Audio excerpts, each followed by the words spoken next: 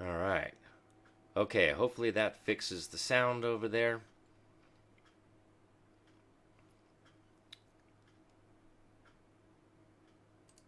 At least the microphone part. All right. So apologize out there, folks. On my broadcasting software was not picking up my microphone. So for those in Zoom, you're hearing the sound for sure. But Yes, we broad, can hear you. broadcasting software wise out there to my Rumble channel, Facebook page, and YouTube, probably didn't have any sound out there. So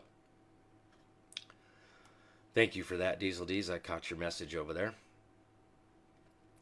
So this petition is based on Article 4, Section 4 from the Constitution of the United States of America. And it says the United States shall guarantee to every state in this union a republican form of government and shall protect each of them against invasion.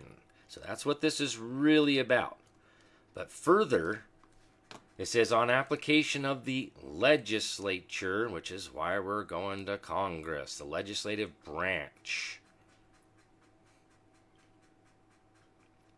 or of the executive when the legislature cannot be convened against domestic violence. Now, this is internal insurrection, not to be confused with the unlawful passage of Congress, a congressional act of the Violence Against Women Act in 1995. And in fact, the actual act of creating the Violence Against Women Act is internal insurrection, domestic violence. Kind of an oxymoron, but that's the truth. And this is the same process here within your state. Your right to petition the legislature for the redress of grievances is exercised through the legislature. Now, there are other types of petitions like writs that come from the common law. Those are done through the judicial branch, such as writs of prohibition, writs of mandamus, writs of habeas corpus, okay, writs of quo warranto. Those are done through the judicial branch. Those are types of petitions that are done through the judicial. But when we're talking about for the redress of grievances or to guarantee that to protect us from foreign invasion or internal insurrection, that is done through the legislative branch, and I'll show you that here in just a little bit. So, I prepared this document. I am the petitioner, and working with Jonathan Townsend Alexander there from livebordernews.com. This is what spurred all this because he's got a crap ton of evidence out there, video footage and documentation of what's going on down on the border. This is a foreign invasion, and that Border Patrol is aiding and abetting in this, and there are other private organizations that are aiding and abetting supplies, food and water supplies to the cartel, as well as the trafficking. Most of us are aware of the trafficking of men, women, and children. Okay, and the drug known as fentanyl. Okay, he's got evidence of all this stuff. If anybody else happens to have some evidence of that, please send that over to me at Kirk at kirkslawcorner.com. If you got any evidence to support any of those three claims, feel free to send that over to me at Kirk at kirkslawcorner.com. Okay? Now, prayer for relief here. This is what we're demanding, because this is under the prayer for relief. This is where we make our demands, right? Wherefore the petitioner and all undersigned demand the following relief, and hereby instruct our public servants to discharge their duties as instructed by the people. This is how we do this, folks. To do an investigation to verify claims 1 through 3. That's 1 through 3. Okay, those are statements of facts. Now, to declare war pursuant to Article 1, Section 8, Clause 11 for foreign invasion. To call forth the militia to execute the laws of the Union, suppress insurrections, and repel invasions pursuant to Article 1, Section 8, Clause 15. Okay? And that's pretty much it. I mean, this is how short and sweet petitions are supposed to be. Your basic statement of facts and your prayer for relief. So here's another document template out there for people to grasp the concept of the elements, the several parts or elements of a petition. These are supposed to be very short, clear, and concise. There's nothing huge here, right? Now, there's going to be basically a brief with an appendix that's going to be attached to this with all the evidence, right? But it's not part of the petition. Okay, and so these are all just blank pages here. And the way I had this done when I was down in Arizona was I was just getting people to sign this sucker. And we got several signatures on that particular document there. But I want to put it out there that this is going to be basically redone for digital signatures. So if you have previously signed the one that I had with me in Arizona, I may try to figure out how to attach that in part to this, but I would recommend going through the digital signature on this. And, everybody that we had contact with down there in Arizona will definitely get this memo. Okay.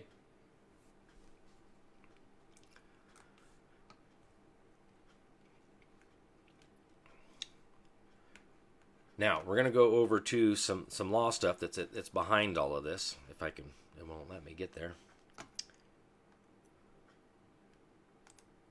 All right.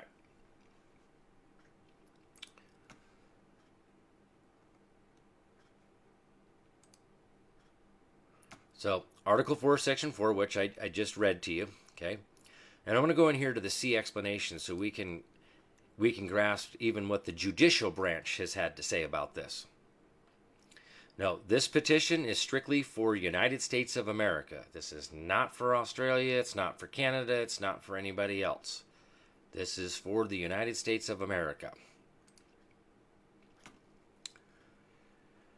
So, Article 4, Section 4 is generally known as the Guarantee Clause. Through its terms, what's that? Terms. Terms and conditions of a contract of employment or holding of office. Some of you may recall this called an emolument.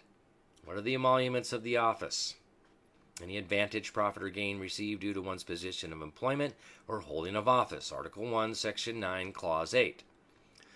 It is a contract or compact. It's a contract of employment. Okay? They're the servants. We are the masters. We have to instruct our servants. All right. The United States makes 3 related assurances to the states. A guarantee of Republican form of government. Now keep that one in mind, folks, because now that I've figured this stuff out, I'm going to be rocking, Derrick and I talked about it, we're going to be rocking this stuff, and I'm going to be drafting up petitions doing the same thing for all sorts of grievances that we may have. Our Republican form of government is supposed to be guaranteed by Congress because Congress, pursuant to Article 4, Section 3, is supposed to create the organic law for the territory, setting up provisional government, temporary provisional government. That's one way that they guarantee the Republican form, the legislative branch, executive branch, and judicial branch, and that the people retain their power, their sovereignty. We're not sovereign citizens, we're sovereign people or sovereign man. Citizens are the public servants. Again, Law of Nations, Book 1, Chapter 19, subsection 212, which also includes that part in there about one of the qualifications to run for president is you must be a natural-born citizen, and they reference Law of Nations, subsection 212. That's exactly where it comes from, because our founders used the Law of Nations as international law to write this Constitution. Okay? Make no mistake. It's even in, and I showed Derrick earlier, what about the Law of Nations? It's right here in the Constitution, Article 1, Section 8. We have to follow the Law of Nations, and the full title of that is the Law of Nations, or the Law of Nature, as applied to the characteristic and conduct of nations. See, the law of nature comes from God's law, and it comes first. It's at the root of all law. I don't want to get off topic here, but we got to understand that's the, and I literally mean understand. So, I'm very aware of the words that I'm using and what their meaning is. So when I use a specific word, it's on purpose, not because I don't know what the hell I'm talking about. Number 2, protection against foreign invasions, and upon request by a state, protection against internal insurrection or rebellion. Internal insurrection. It's right there. Now, I disagree with rebellion because that has nothing to do with Congress. But Kirk, if you wouldn't mind scrolling up on your document so they can see where you're reading from. It's not showing? You just scroll down on page... Prayer for Relief is where you're at. You can scroll up on your screen. Oh, you know what? That's because... No worries. Thank you for that. The way Zoom, it doesn't share screen. I can only share particular window. Right, yeah. Okay. So this is over here for those on Zoom, law.cornell.edu, and this is actually the annotated Constitution regarding Article 4, Section 4, and this is the historical background on guarantee of Republican form of government. What does this actually mean, and what does the judicial branch interpret it and given their opinion on this stuff? Okay.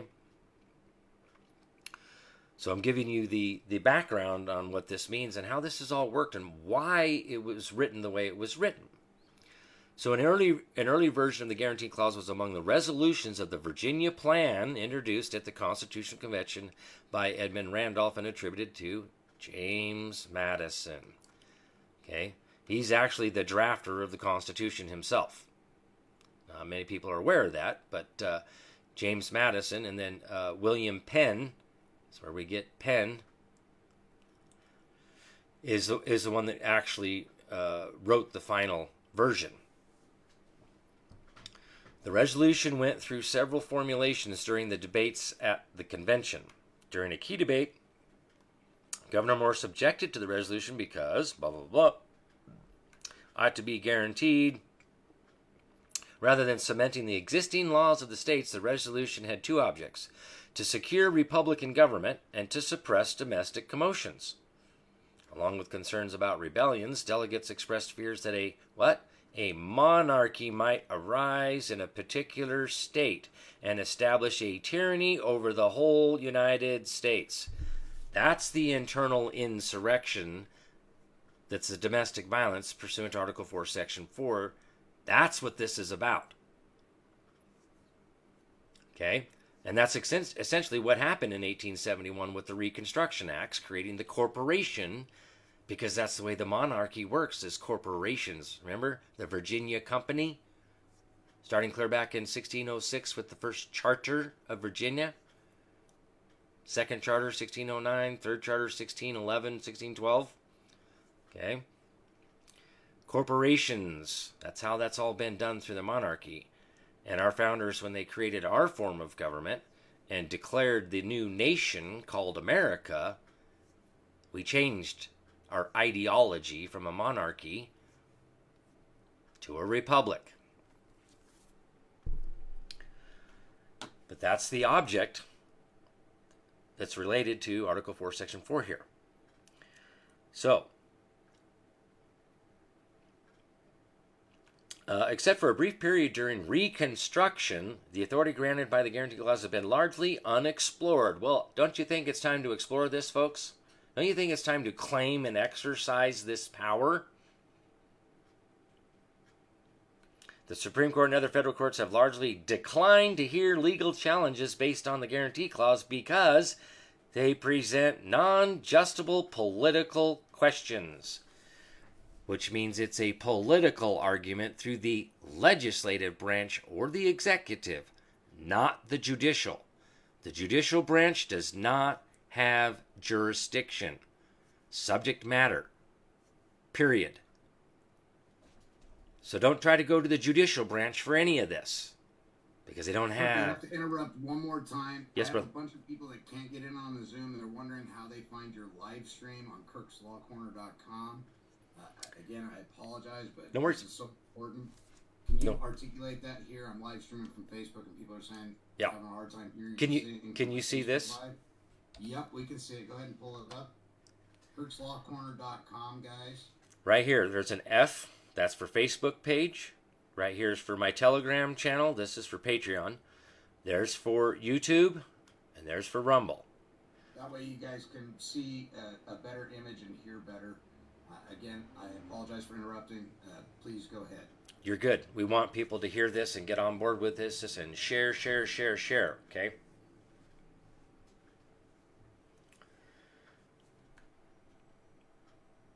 So again, kirkslawcorner.com, and you can go to his Facebook, his Telegram, and you can watch this being live streamed right now currently if you're having a hard time hearing from my Facebook streaming and stuff.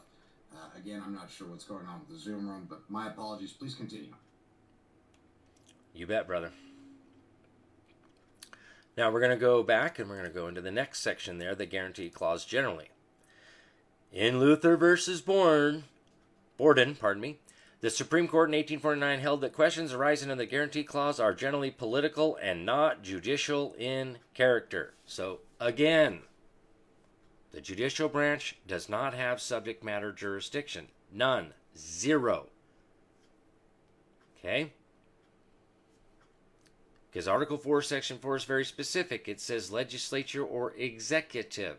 Now, for those of you that were paying attention back a couple years ago, when Attorney General Barr was in there, whether you like this man or not is irrelevant, what he said there was that the executive branch was going to start exercising powers that properly belong to the executive branch, and the judicial branch can just deal with it because they don't have a say in it.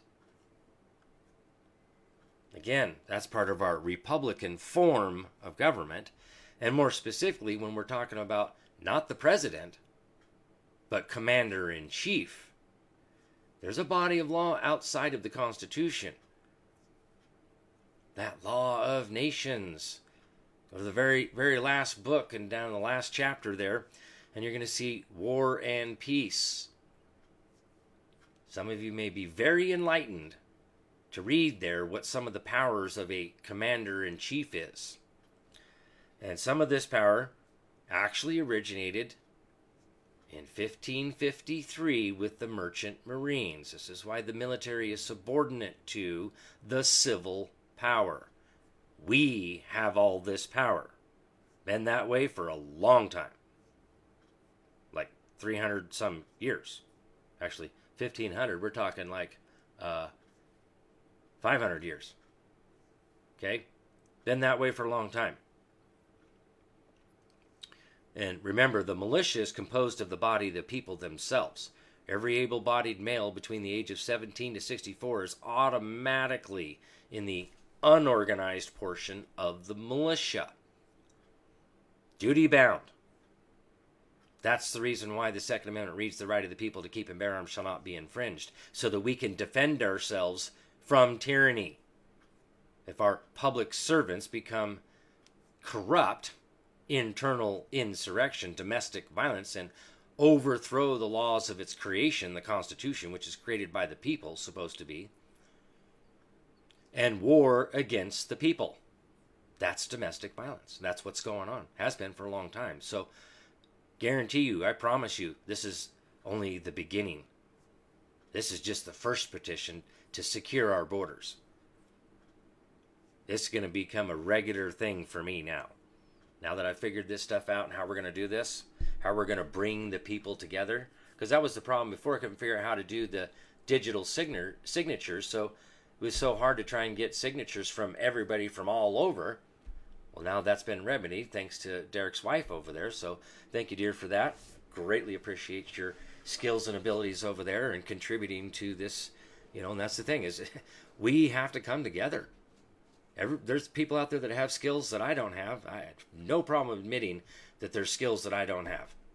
And bringing unity and working together to achieve a common goal. We're supposed to be Americans here, not Republicans or Democrats or Libertarians. We're Americans.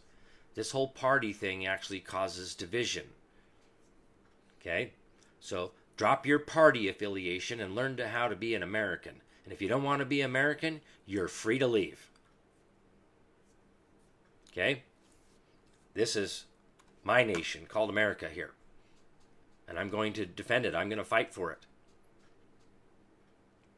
Luther was formerly in action for damages for trespass, but under the for trespass? That's almost like common law terms. It is. Under the rather unusual circumstances of Dorr's rebellion, pro-suffrage revolt that led to two competing claimants for Rhode Island's lawful government. Imagine that. The defendants in Luther justified their breaking and entering into the plaintiff's home under a declaration of martial law and based on the plaintiff's alleged participation in insurrection. The plaintiff questioned the authority and Republican character of the state government, alleging the defendants to be the insurrectionists. Thus, to adjudicate the trespass claim in Luther was in effect to decide which of two rival governments was the legitimate government of Rhode Island. See? Power of Congress, not the judicial. Now, Chief Justice Roger Taney held that the political branches of government, and not the federal courts, should decide such questions. It rests with Congress to decide what government is the established one in a state, as well as its republican character. Not the judicial, but yet Congress, the legislative branch.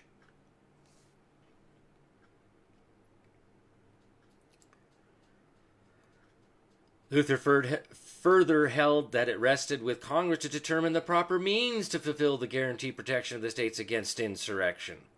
Although the court suggested that Congress might have empowered the judiciary to decide whether the federal government should intervene, Congress had instead authorized the president to call out the militia in the case of insurrection against a state's government. See, Article 4, Section 4 is very specific. The legislative or the executive, the legislature can't be convened. Judicial branch doesn't have any jurisdiction.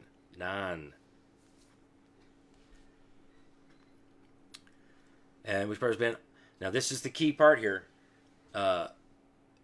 It followed reason, Chief Taney, that the president must, of necessity, decide which is the government and which party is unlawfully arrayed against it.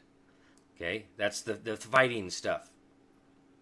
So we're arguing over a Republican form of government here, say, in Idaho.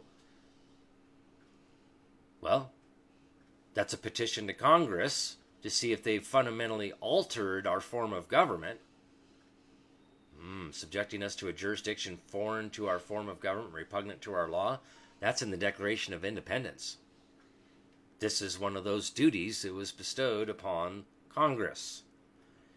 Before he can perform the duty imposed upon him by an act of Congress, this political determination is not subject to judicial review. Now, I've covered this like a few years ago now. So, this is how we're supposed to be doing this stuff, and this is the proper power belonging to what branch of government, how we claim and exercise this power. That's why we're doing it the way we're doing it here. Now, this is where we're going to get into what I've explained before several years ago now with Executive Order 13818 and what's been going on since December 20th of 2017. During Reconstruction, the court in Texas v. White positioned itself that the president's action in establishing temporary state governments in the defeated Confederate states at the end of the Civil War was justified as an exercise of his powers as commander-in-chief. Not president, but commander-in-chief. Okay? Now, this is the two continuity of government directives that came right out of the gate. Okay, beginning of 2017. Make no mistake, we are at war. No ifs, ands, or buts about it. I'm not beating around the bush here with this. This is for real. This is what's going on. We are at war. Why did Trump create the 1776 Commission? 1776? Revolutionary War, folks. We're in a second Revolutionary War. Because the power to carry into effect the clause of guarantee is primarily a legislative power and resides in Congress. However, those arrangements were necessarily provisional. It was generally up to Congress to organize and recognize new Republican governments in these states. Article 4, Section 3. So that's pretty much, the gist of what's in here. And again, it's just reiterating more non-justable political questions. Non-justable, despite opportunities to revive the clause. It doesn't matter. The judicial branch does not have jurisdiction at all. So what you're saying is expressing the grievance through the courts will be to no avail because they don't have the authority to make the decision. Absolutely. They don't have jurisdiction over that subject matter. Yep. So what Kirk is so brilliantly putting together and articulating to you guys is he is willing to donate and devote his time to his fellow countrymen and his country to create these petitions. It's up to you to read them and decide, yeah, I agree with this stance, and I'm more than willing to contribute my signature on this petition so Kirk can go before Congress and petition the Congress for we the people.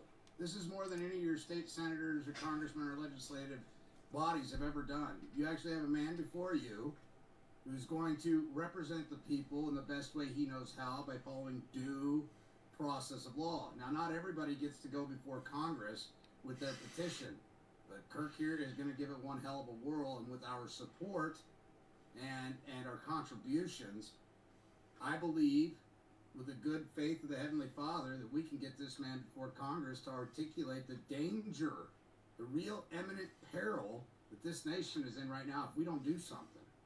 And as you guys seen, Kirk, if you could just put that petition back on the screen again for everybody. You bet. It's so simple a 6-year-old child can understand what he's doing. That's the brilliance in this. And this is part of the restoration process. And it's one of the avenues that we can take that's peaceful, sensible, and doesn't lead to violence. Mm-hmm. Kirk, go ahead. Reiterate it again, because I'm live streaming at this point, and people are going, what are we doing here? Yeah. So, go ahead. Absolutely. Thank you.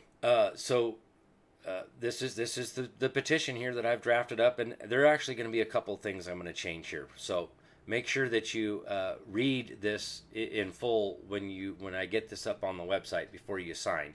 But there's not going to be a substantial change to this. Most of this is going to stay the same. I think I want to add a clause in here, or a demand for relief to actually round up and remove all those that have unlawfully entered this nation as a demand for relief, because we don't want to leave them lingering around.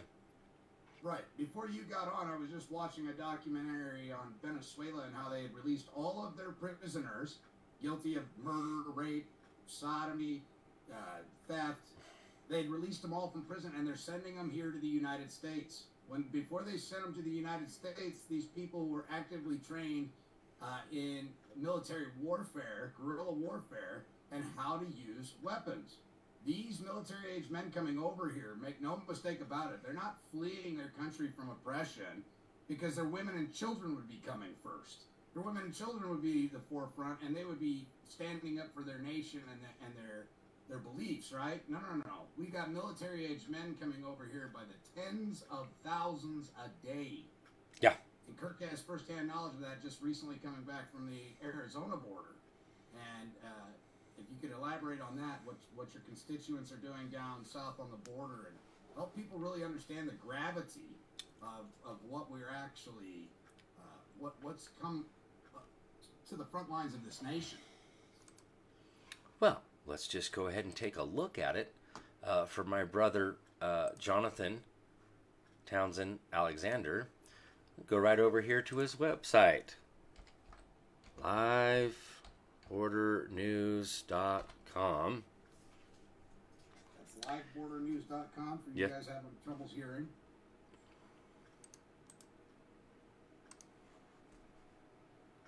And if you could just point out Jonathan so everybody knows. Put a smiling face to the name. And we can see your screen. Okay. So he has all sorts of stuff on here. I mean, you could spend a little bit of time on here.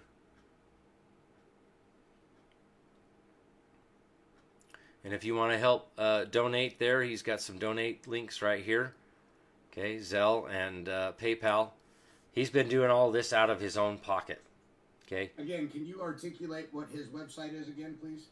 LiveBorderNews.com. LiveBorderNews.com. Now, again, he's been doing this out of pocket. He does have a small team of men that literally go camp out right on the border. And what is he telling you that he's seeing on the border? Is he seeing women and children coming across the border predominantly, or is he seeing what exactly is he conveying to you? What are his general concerns? Well, I mean, on a daily basis, he's seeing thousands of men come across the border down there. Men and women on occasion. One that was pretty gruesome there, which was the cartel was there, and they had seemed to be about a 6-year-old child. And they were taunting these guys down there and literally beheaded this 6-year-old right in front of them on the other side, taunting them, knowing that they couldn't really do anything about it because, well, policy says. I personally would have a hard time with that. So what is happening when he detains these individuals? Can you explain the process that he's articulating and his frustration in protecting our borders? What exactly is happening despite all his efforts? Does he turn these people over to Border Patrol? Does he march them back across the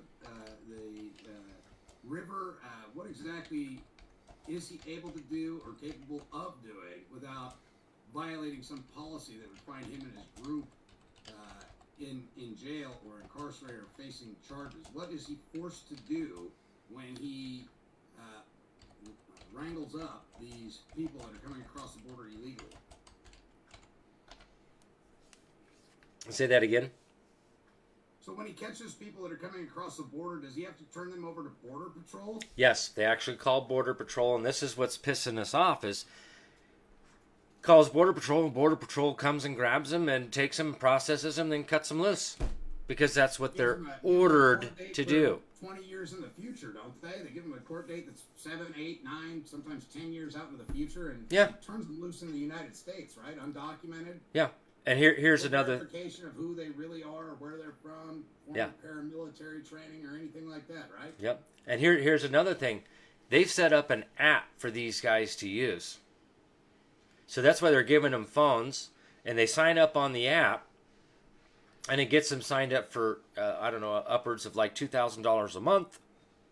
Sets them all up. And they're bussing these guys in. In fact, while I was down there, we were coming back from Lake Havasu at one of our events late at night there.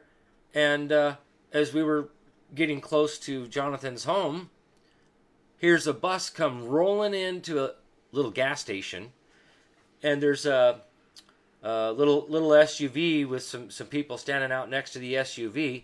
The bus comes in and pulls up and parks right next to them. They go around, put their luggage down on the side, and 3 kids get up on the bus. No adults. So it's like right there, I got to witness child trafficking. Right. I guarantee you that wasn't their kids. John went over there and was recording and asked him, "Oh yeah, what's going on? Where are you guys coming from?" "Oh, from Las Vegas." "Really? You're in Kingman, Arizona. You're not from Las Vegas." And we watched the bus pull in. How many interactions has he had? How many different nationalities has he come across when he's apprehending the people coming across the border illegally? I mean, are they predominantly just Hispanic? No. Or No. What kind of people is he encountering? There's, from what he was saying, was up to upwards of 150 different places. 150 different countries these people are coming from. Does that include China? Yes. Does it include Venezuela? I believe so, yes. So, literally, people, mostly predominantly military aged men from all over the world, could possibly be infiltrating this nation, working for United Nations, in the event that martial law is called and the military won't fire on American people. Do you think that's a reality, a plausible situation?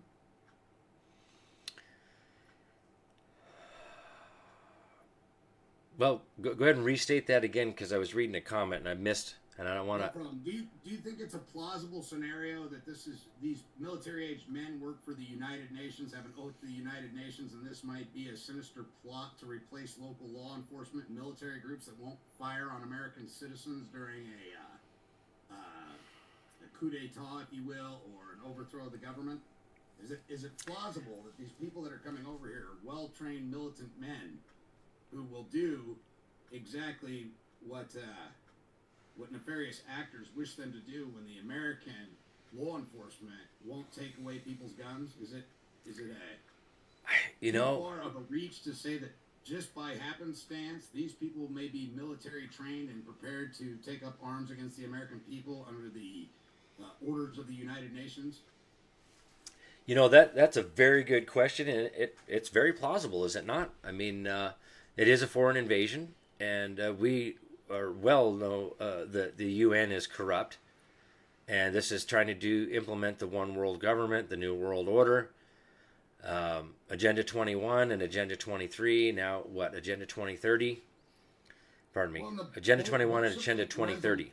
In the Bolshevik revolution, they infiltrated the country with a bunch of foreigners Yep. who were willing to take orders and subvert from the law of the land in their nation. And that's how they overthrew the government, through chaos. Yeah.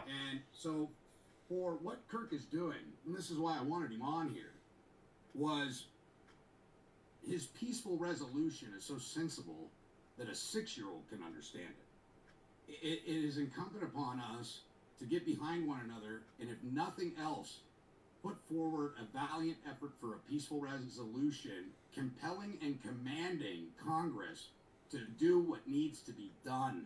Yep.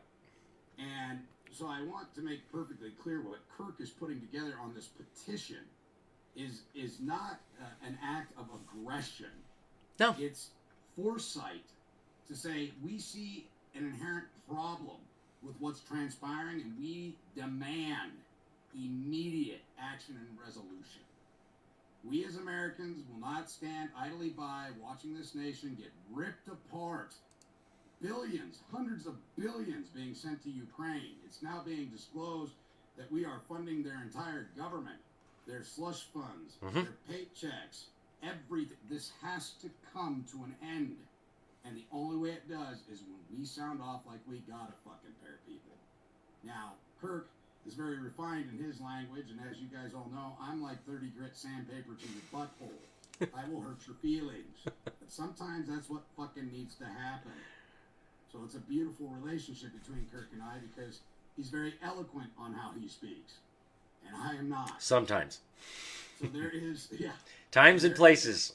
This is so important, and I hope you guys can see why I called Kirk immediately and said, hey, I'm behind you 110%.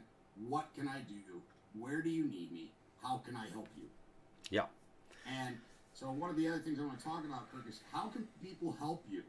How can people contribute to what you're doing? Because this takes hours of study. It takes hours and hours. It takes a lot of travel. You have to go down and see it with your own eyes so you can testify before Congress with firsthand perfected knowledge of the atrocities that you're seeing and the blatant disregard for the Constitution and derogation of the law.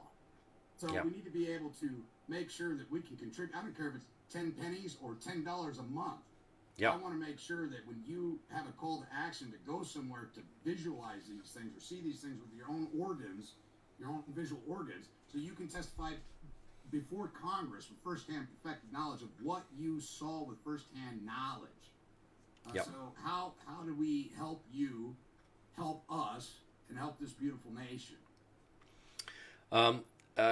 Your wife there was very helpful this morning, and possibly setting up, like what Johnson's got here, Zell, and I've been kind of holding off on all that stuff because I've read some of their terms and conditions, but I think this is going to be a little bit different because this is going to be on behalf of the people. So right. This would be something like what was the one like not GoFundMe, but what's the other one? There's a number the Christian one. But so in other words, we'll start working on that with you. There are people on this call. There are people on the live stream. We can all work together and help get this done. Yeah. As you can see, Kirk is intricately tied to a number of vigilant Americans who are on the ground, on the front lines. And not only that, he isn't expressing or talking about his private connections with people that are deep-seated within the military, as well as Congress and Senate and the House of Representatives as well. There are good people trying to do good things right now, and we need to support them as best we can. So in the near future, all of that will be available on Kirk's Law Corner, where there will be a place where you can donate, contribute, help. His future petitions. Kirk, we haven't talked about this yet, but I would love to have you on. Every time you have a new petition put together, let's make it a point to have one of these free live Zooms. Again, this is for all of us. It's selflessness. It's not about selfishness. It's selfless. And in turn, it is selfish because we really say we're doing it for everybody else, but we're really doing it for ourselves. But what's good for us is good for you. We're just wanting the rule of law to be reinstated and maintained. And it takes vigilant men and women of America to do so. It takes going back and learning civics to enforce these things. And as a community, we can do this peacefully. Yeah. And I think Kirk agrees with me on that. The best resolution for everybody and all involved is peaceful. Yes. Blessed be the peacemakers. That's right. And, so Kirk, can you go through that document one more time? Just read it and show people how simple it is, so they can share this with their friends, their family. In the next couple of days, possibly Monday or Tuesday, this will be on Kirk's Law Corner. I'm proud to say I'm going to be one of the first few people to sign this. If you're not a voter, go ahead and sign it anyway. If you're an American, look, Kirk expressed that you have to be politically, you have to, be a voter or whatever. I'm telling you right now, the Constitution never said you had to be a voter to go ahead and express your grievance to the Congress. Well, to claim and exercise political power, you have to be one of the people. And this is part how they have it set up right now, is to establish you're a resident and a registered voter is how you gain political power, because political rights don't come naturally. They don't come from the laws of nature. Okay, you have to be essentially, I hate to say this word, but a member of the civil society, but it's not a member as an elected official, because our republic, the way our founders set up our republic, we're self-governed, and all the power is inherent in the people. So we have three statuses here in America. We have free inhabitants, the inhabitants. Then you have the people, which is a different kind of citizen, and you'll want to read, you don't believe me, read for yourself. Law of Nations, Book 1, Chapter 19, subsection 213. 212 defines what a citizen is, and that's a member of a civil society who is bound to perform certain duties and is subject to its authority. Read Article 6, Clause 3 again. It says, the senator, the aforementioned senators, representatives, and all the members of the legislature, executive, and judicial, both state and federal, shall be bound by oath or affirmation to support this Constitution. That's a citizen. Okay? And those are the only three statuses we have here in America. None of this American state national and all that garbage. That's all fraud, and that's not our statuses here. Maybe try to talk about your national and all that garbage. You better read what you're reading. First, you're reading corporate bylaws of a bankrupt corporation dissolved. But it's all from the code. So if you changed your status to some sort of a national, you just put yourself back in under the Roman civil law, the code. the bankrupt corporation. You didn't correct your status. I am man, creation of God. How do I correct that status? There's no such thing. It's already perfect, Kirk. You can't correct something that's already been perfected by the Creator himself. Bingo. So, again, can you share that document? Just read Yeah. it real quick. Let so me people let me understand. touch on this real quick about the donation stuff. Patreon. It's the only way I've been doing this for a while now because PayPal took me down, Cash App, Venmo, which is essentially PayPal for the iPhone. They say go woke, go broke, right? Right. So I have it set up there. This all goes through my business stuff here. And you can set it up for a one-time thing and just cancel. One-time donation, whatever you want. Or keep it as a reoccurring. It's up to you to cancel that. I have Tier 1, Tier 2 set up for $5 a month, $10 a month, Tier 2. Now, if you want to get in on Wednesday night workshop, where I'm teaching some of this stuff in the private, because a lot of the stuff we can't even talk about out here. Talk about some pretty good stuff there in the private, and get more down to a one-on-one type thing with people. Now, Tier 4 is if you want my private one-on-one time. That's for those folks that want my private time. There you go. The other way is to send whatever you want over to the office. Okay, that's 6477 West Fairview Avenue, Suite C, as in Charlie, Boise, Idaho 83704. Okay. So, again, if we could just revisit that document one more time so people can understand. And look, this isn't a one-time deal. Kirk is going to continue to stay vigilant and continue to put out more petitions to the Congress. And, he needs all the help he can get, all the support, all the prayers. What he's doing is dangerous. This isn't work for the faint of heart. He's a Marine. And once a Marine, always a Marine. This man took an oath. He takes this oath very seriously. We've had deep conversations. Somebody asked how long Kirk and I have been speaking earlier. We've been speaking since about 2016, 17. And it wasn't until Kirk had a Zoom call with me and my mother was sitting in the room that she finally understood what I was talking about, because the way I expressed it is different than the way Kirk expresses things. But it made sense to her. So I'm not everybody's cup of tea, nor do I want to be. And Kirk feels the same way. Hey, I explain things in a very simplistic manner. You go way off the deep end there. And we agreed to agree on that subject matter. I study a shit ton of different facets and jurisdictions, as does Kirk. But he wants to stick to the basics, and that's why I love this man so much. It's basic, elementary shit, guys. You guys should have been learning this in grade school and elementary school. They took civics out of the school because they didn't want you to know how you could assert yourself and affect positive change. Mm-hmm. So there's a comment out on my YouTube here. What about common law freeman, like what was being done by the Montana freemen? Okay, what did I just say? I am man, creation of God. Can anybody rebut that? Nope. Show me where you got the jurisdiction of Lord over me and how statutes, codes, city ordinances... Well, we're talking about creation, the law of creation. God created mankind. Did you have any evidence to the contrary? And the Congress recognizes the Bible as the law. Yep. At the root of all law. So, there's the thing. What would I change my status to? I am man, creation of God. When Jesus was asked, well who are you? I am. If you That's it. I am. Your status, you can only diminish it. You can't improve it because it's already been perfected. Right. Time. Correct your status by your actions and behavior. If you no longer want to be recognized as a thief, stop stealing shit that doesn't belong to you. Status correction. There you go. Yep. All you have to do is declare it.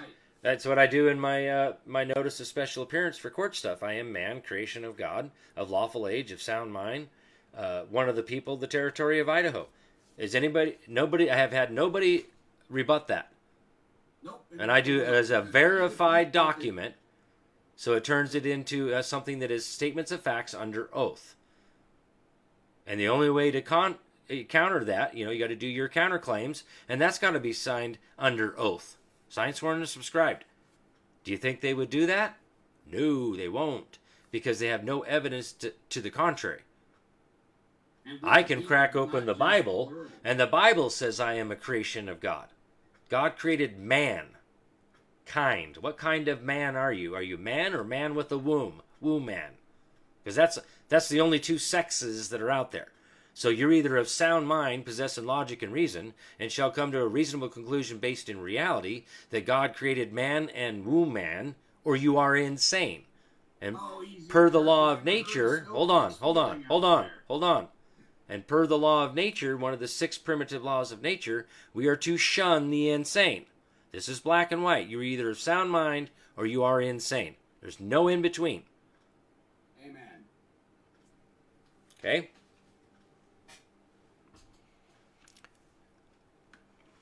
All right, this is so the 118th Congress of the United States of America. Again, can you explain why the structure of the top of the document is so important in the italics and what it's the using for it? diploma font. Okay? And this is how they do documents in parliamentary practice, in diploma font. And who it's addressed to, this is technically speaking called the caption portion of the document. And I notice it's not addressed to the United States. It's addressed to the United States of America. That's right.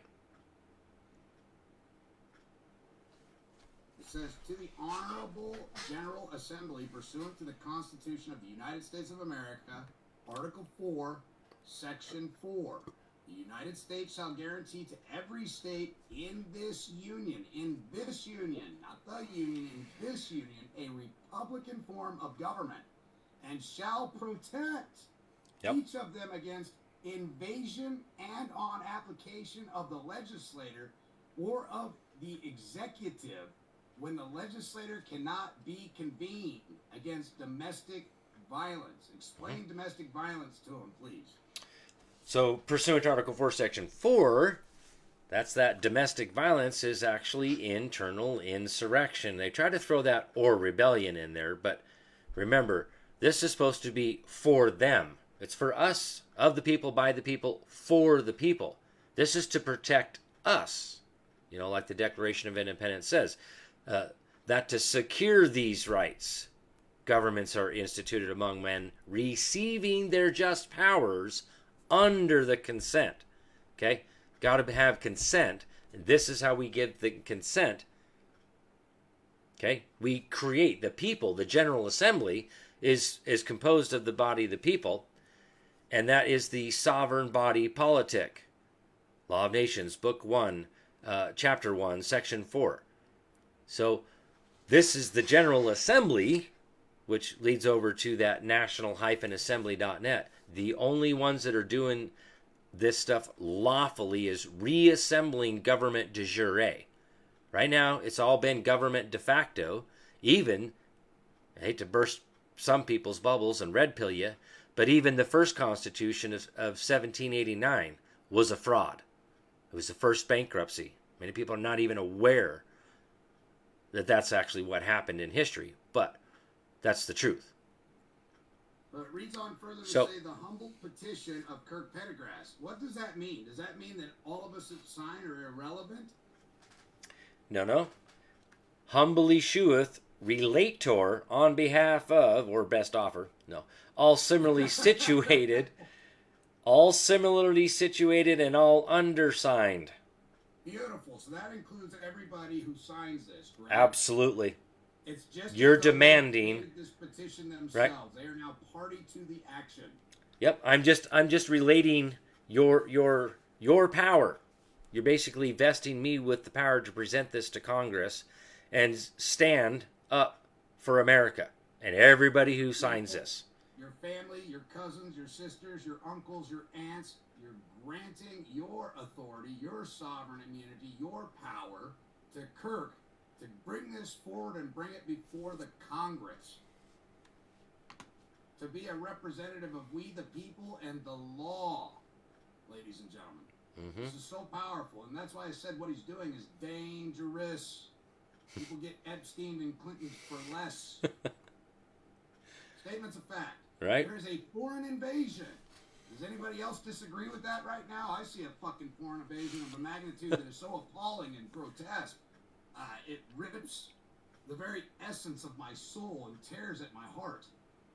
Because people are being harmed. Both the people that are being displaced from the place that they once lived and are nationals of, and our people as well. So there's no ifs, ands, or buts about what's happening. This is an invasion. If you're waiting for Fox News, or CNN, ABC, NBC to tell you that, fuck, you're going to be there a minute. Because they won't say it until the shit show's over. We're just going to call it like we see it. There is a foreign invasion happening on the southern border. It's not just the southern border. We're being infiltrated through Canada. We're being infiltrated through the waters over there next to Cuba and Florida.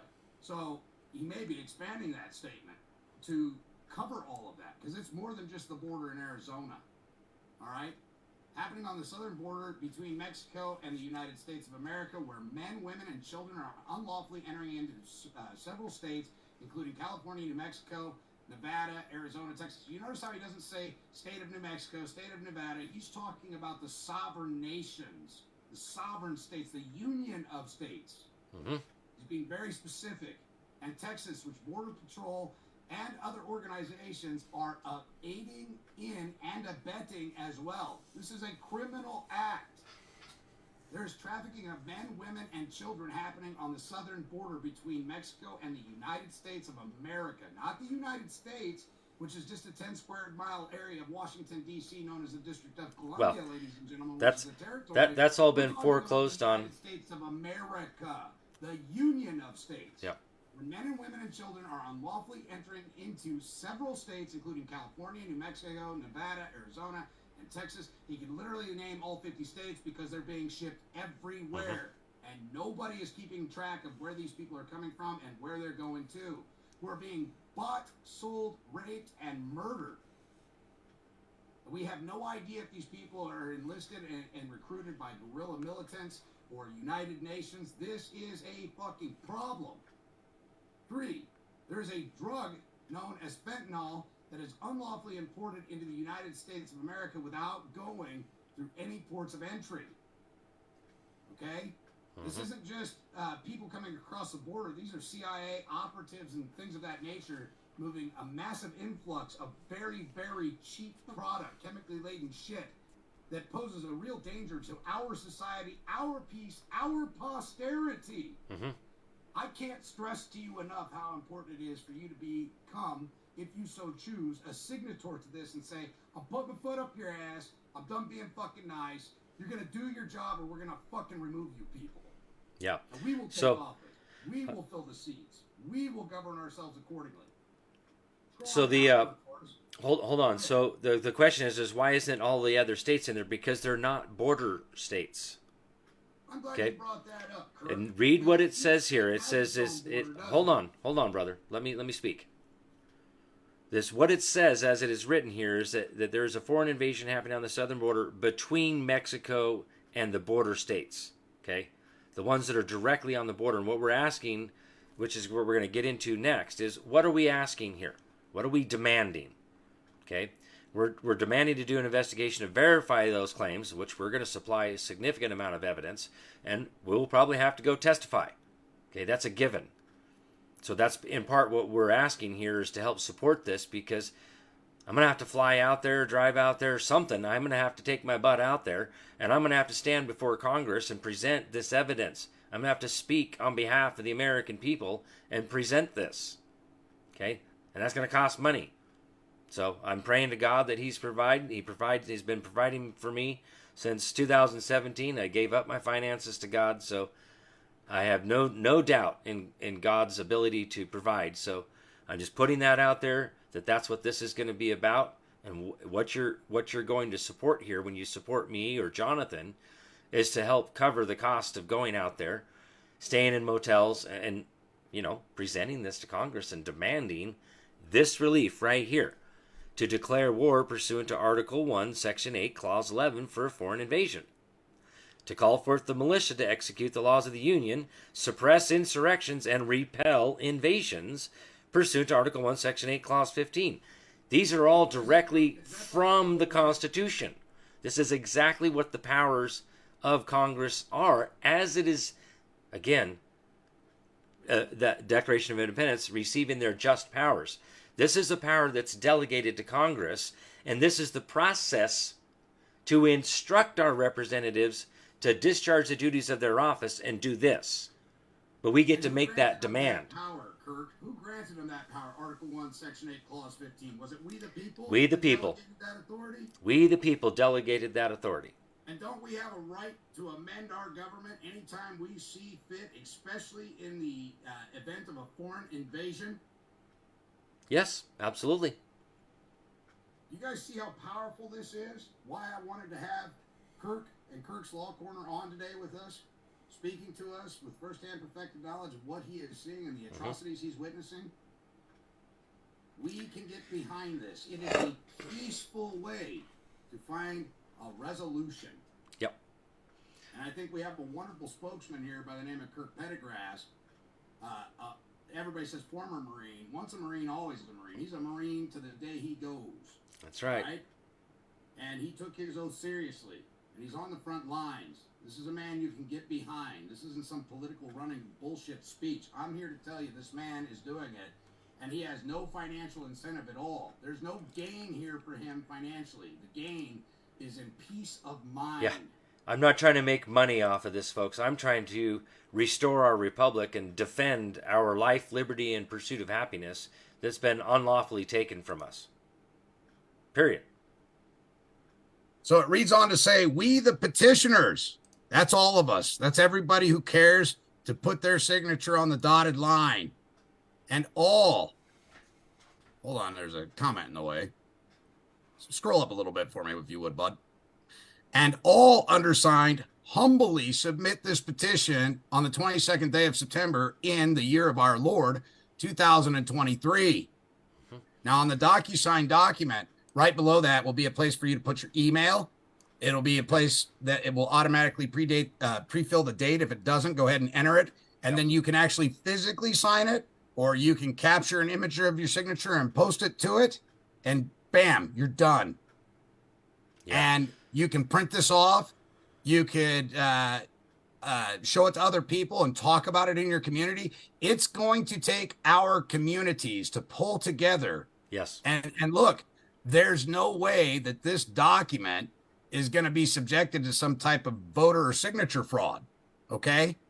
This is, if you want to sign it, sign it. Don't sign for your neighbor. Don't sign for your daughter. Don't sign for your auntie. Let them be the decider of what they will affix their signature to. Yep.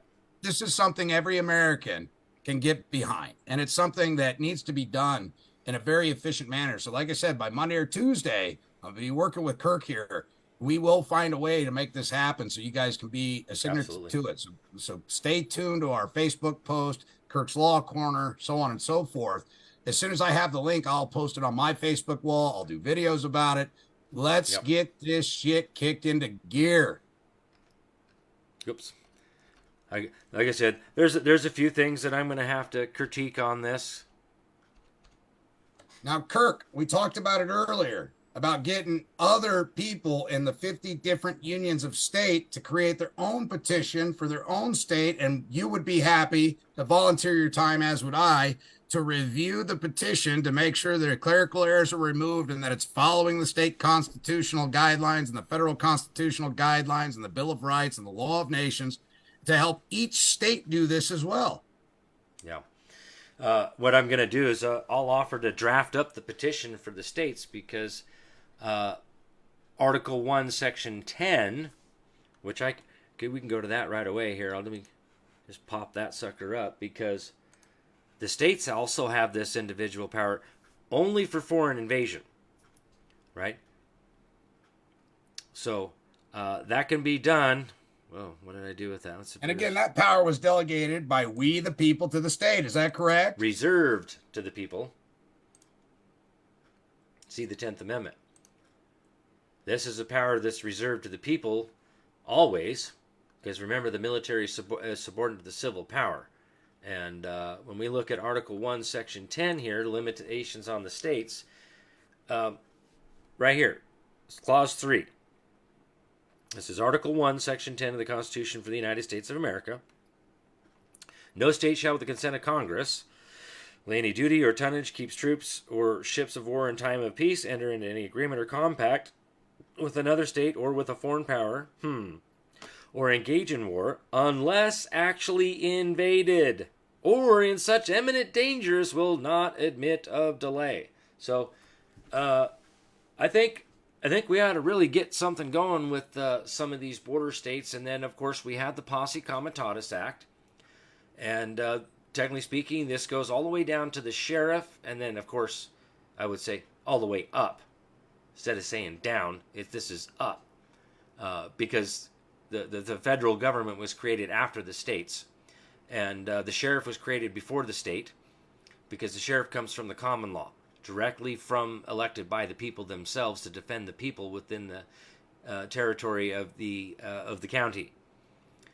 So even you can take this to your sheriff and say, hey, get on board.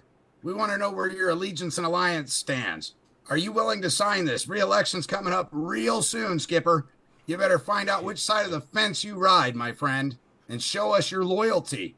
Yeah, I'll let me see here. Because nothing in this document can be construed to be a form of domestic terrorism or violence. We are simply stating this is the law, follow it, enforce it, or show us where you stand so we can remove you. Let me show you a little something here. Well, yes, wait, it's going to open up right over here. In Arizona, see, I study all sorts of stuff all over the place, not just Idaho stuff. So, powers and duties of the sheriff, and under your Arizona revised statutes, or the code. A, the sheriff shall preserve the peace. Number 1 duty. 2, arrest and take before the nearest magistrate for examination all persons who attempt to commit or have committed a public offense. Public offense. But what does it say? Before the nearest magistrate. It doesn't say take him to jail. Nope. Something you might want to read.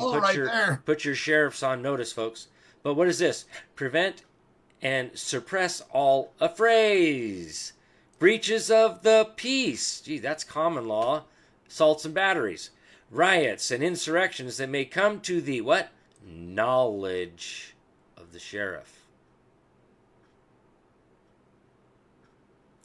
Attend all courts except to take care of the county jail, including the county.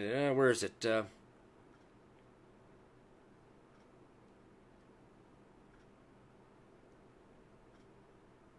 Right here. B. The sheriff, in executing the duties prescribed in sections A, paragraphs 1 through 4 of this section, may command the aid of as many what? Inhabitants. See, there's one of them statuses of the county as the sheriff deems necessary. Posse Comitatus, folks. Again. Explain the Posse Comitatus for people who it's foreign to them. They've never heard of it. They don't understand it, because I studied the Posse Comitatus back in 2016, and people were very leery of it. Yeah. The elders didn't want to talk about it. It was a time that... you remember back in the old Western days there, outside the sheriff's office there, he'd have the wanted $500 reward. Okay? And you got 5 men come up there and say, okay, we'll go, dead or alive, bring him to justice, whatever. So the sheriff can deputize those 5 men for this specific thing, to go get this man and bring him to justice. And then you get the $500 reward. So this is Posse Comitatus. The sheriff has the duty, the power to deputize. You guys hear them jets going over my house? Uh-huh. So again, it's not about vigilantism. It's a duty incumbent upon the people to facilitate, aid, and assist the law and enforce the law, correct? It's not a matter of, anti-government or anything like that. It's a duty. Yeah. So this the thing is, people say, oh, I don't know Kirk, you don't know what you're talking about saying inhabitant. But yet, here it is, and same thing in my Idaho for Ada County Sheriff. It's almost exact verbiage. And it uses the word inhabitants. It's almost like, I don't know, that's the law. Like from the Law of Nations, Book 1, Chapter 19, subsection 213. We're supposed to be the inhabitants. So on Tuesday, not an American state national. On Tuesday, or even before Tuesday, you will have this document notarized, signed. Yep. And we'll work over the weekend to make sure it's set up on your website. This, again, when it's set up on your website, they'll be able to sign this for free, right? There's some people that just... There will be absolutely no fee for this, folks. I'm doing this out of my own free will. If you want to donate, great. Thanks. I greatly appreciate that, and I would welcome any donations to support this. But if the donation is not set up by that time, ladies and gentlemen, you can still subscribe to Kirk's Law Corner, and that helps and contributes as well. But we will do our best by Monday or Tuesday to have that donation set up as well. Mm-hmm. I don't care if it's a fucking penny, guys. Nobody's sniding here. And we have to do something. And we have to take our equitable wherewithal and put it in people who really give a fuck about this nation, because we're squandering it away with our belief in the political system the way it is now. We're squandering it away. $140 billion and less than $700 was given to people in Lahaina, in Hawaii. But $140 billion was squandered on midget hookers and strippers in the Ukraine. All right? It's not an exaggeration. It's not bullshit. These people are buying exotic sports cars and living a life of luxury, flying cocaine around on CIA fucking planes on your dime and your fucking time, trying to convince you they're broke and don't have what it takes to support the American people. Enough is enough. And so this is a step in the right direction. I firmly believe it in my heart. You know, when Snow Tiger sent this over to me, I immediately called Kirk. Like I said, Kirk is a busy man, and he and I don't answer everybody's calls or answer everybody's emails. Yeah. But when I saw who it was, I gave him a jingle, and we played phone tag for half a fucking day. But by God, what was it? 1, 2, 3 in the morning, we finally got a hold of each other. The man never sleeps, because when you know this stuff, you can't afford to fucking sleep. Yeah, it's sleep's a commodity sometimes. Yeah, that's no shit.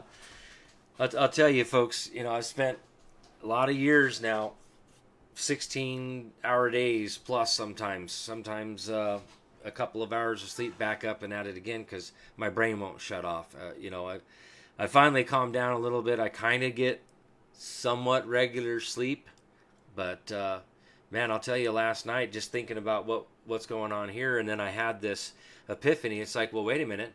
If we're going to set up, figure out a way to do digital signatures, I can start banging out petitions for each state and putting them out here online. And we just got to find a petitioner from the state who will present the petition to Congress, because I'm in Idaho. I can't present a petition in Arizona because I'm not one of the people of Arizona. So, but I'm thinking, holy crap, this could just blow up into everything. You want to shut down CPS? Let's do a petition to shut down CPS. Amen. And all it takes is the majority of the people of the territory to say, we no longer want this in our republic. We are abolishing this. We are instructing you, and this is the prime time to be doing this because the next legislative session is coming up. So this would give them a precursor, a warning of what's coming, and to get prepared to start abolishing this stuff in this next legislative session. So what happens if Congress chooses to ignore this? What's the next step? The military intervenes, don't they? The executive branch, the commander-in-chief, which is Trump, regardless to anybody's opinion or belief out there, Trump is still the commander-in-chief. There is no president. It was pretty evident watching his involuntary bankruptcy, June 20th, 2020. The United States Inc. Corporation is done. Go look at Google Maps. D.C. does not exist anymore. That land was a foreign occupied territory. Nobody's been in that White House, except for workers. Yard maintenance guys. Right. Setting up the gallows, maybe. Going in the underground tunnels and stuff that people like Obama and the Clintons were having their little hot dog and pizza parties down there underneath the White House. This is why Melania Trump would not sleep in the White House. Okay? These sick frickin' pedophiles out there. So it's time to grab the reins Absolutely. of this horse that has run awry and slow him down and get him back on the correct track, ladies and gentlemen. Yeah. It's time for we the people to come together and claim and exercise our power to alter, reform, or abolish anything at any time we deem it necessary. That is repugnant to the Constitution or the laws and treaties enacted. Well, it could therein. even be the entire Constitution. If we decide, we the people, a majority of the people come together and sign a petition to abolish the Constitution itself. We could do a petition So for it term shall limits, be. for fuck's sake. A petition on term limits would flush the toilet every Well, 4 fucking There years. are term limits there. It's already in the Constitution for term limits. Just not in the concept of what people think as a term limit. The problem is what's that? That E word, and don't say it because I'm on YouTube and stuff. The E word there. And then the F word, fraud. So, the thing is, I'll tell you, fraud has been around as long as the E word's been around. Okay?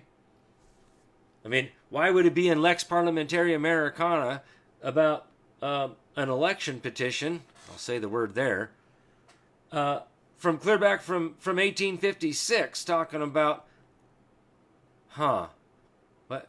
Yeah, it's been around that long, folks. As long as its elections have been around. Yep. Okay?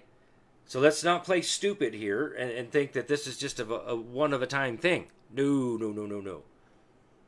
Why would there be a thing called election petitions?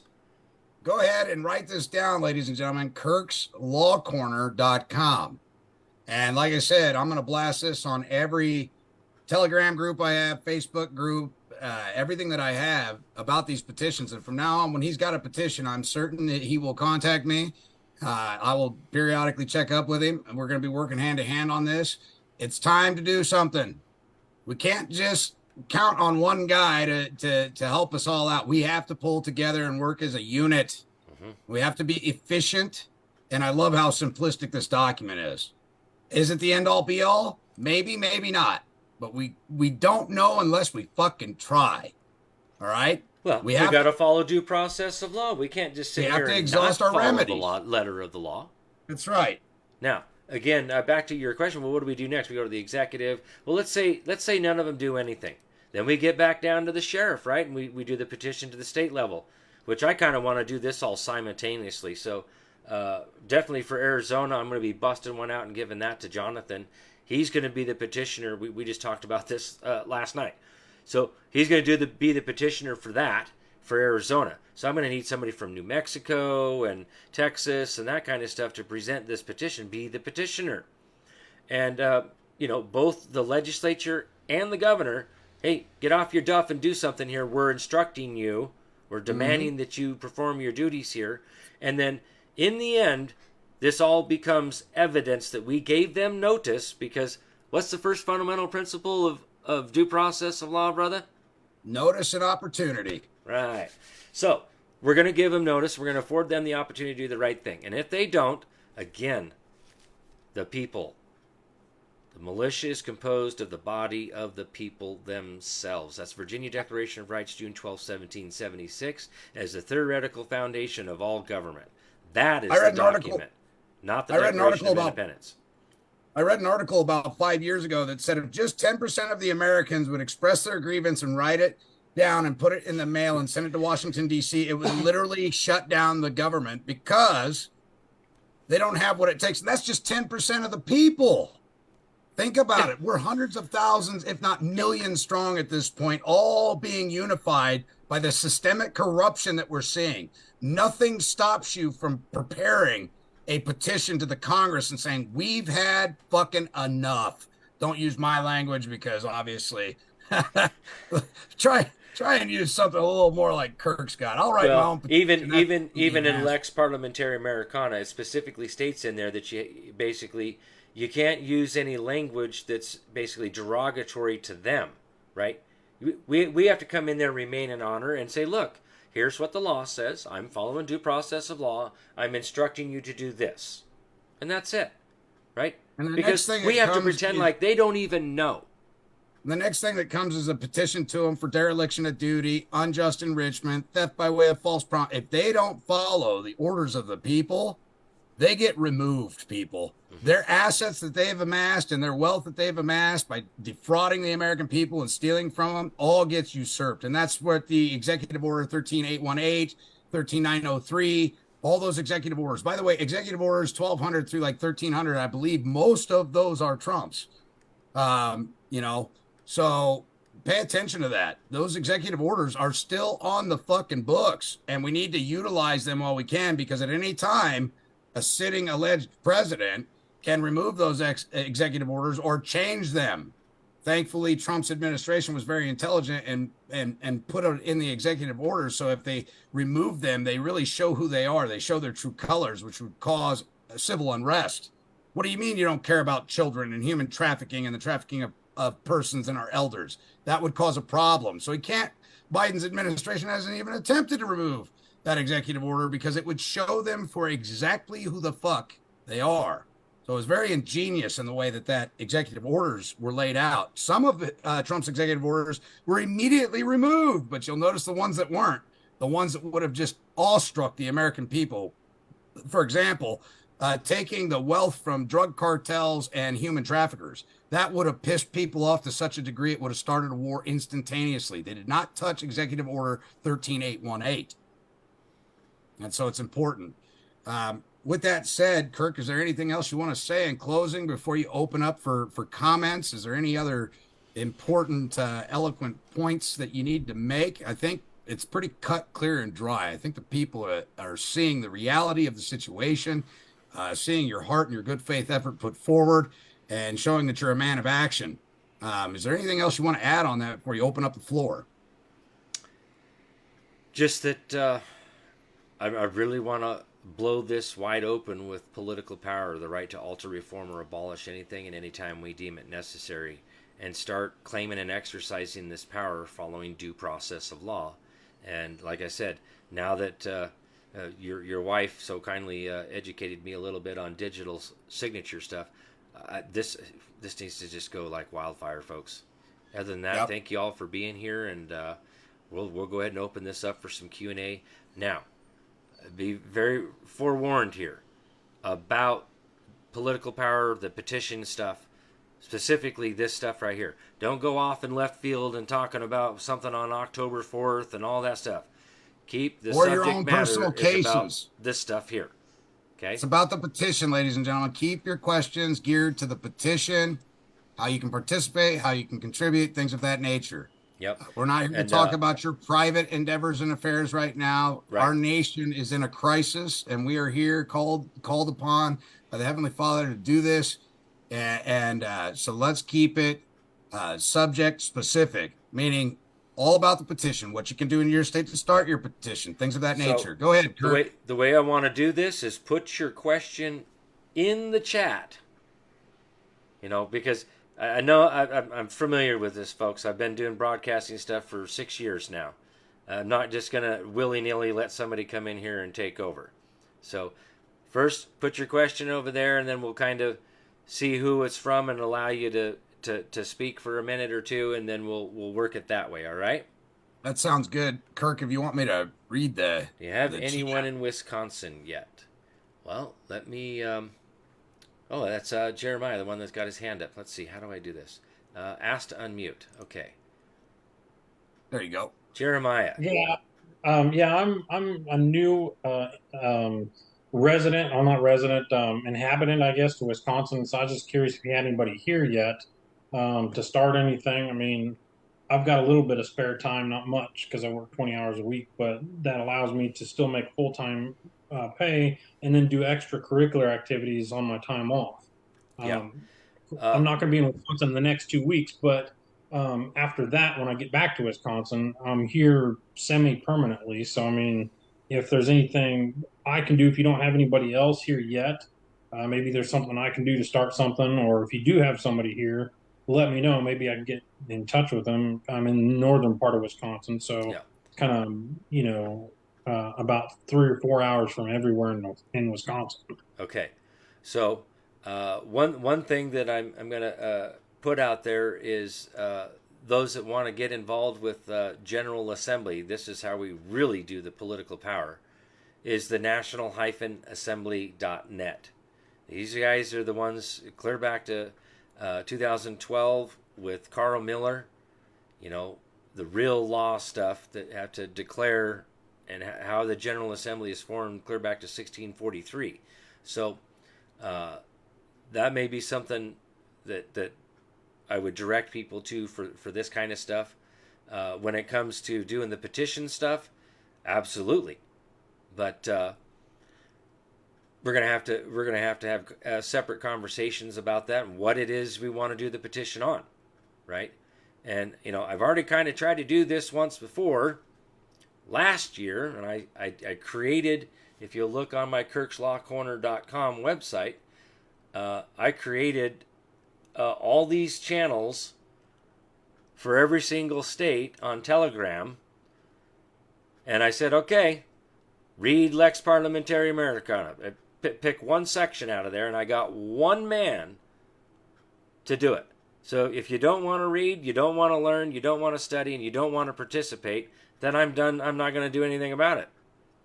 But if you're serious about it, then you're going to have to read. You're going to have to study. You're going to have to learn, because I can't hold everybody's hand when it comes time to go in there. You're going to have to know the law. You're going to have to know this stuff in order to do it. So there's the conundrum. So Jeremiah, if you're serious about that, I'd highly recommend going to my website, go to the library tab, down Lex Parliamentary Americana, and start reading.